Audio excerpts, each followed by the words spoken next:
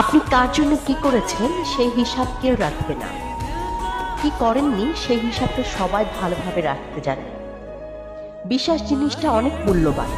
একবার ভেঙে গেলে দ্বিতীয়বার আর বিশ্বাস করা যায় না। সেটা বন্ধুত্ব হোক কিংবা ভালোবাসা। কখনো অন্যকে ভালো রাখতে গিয়ে নিজে খারাপ থাকবেন না।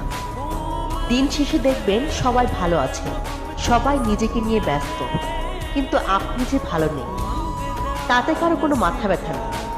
কিছু কিছু মানুষ আছে যাদের সঙ্গে ভালো ব্যবহার করলেও তারা আমাদের সাথে ঠিকই খারাপ ব্যবহার করে।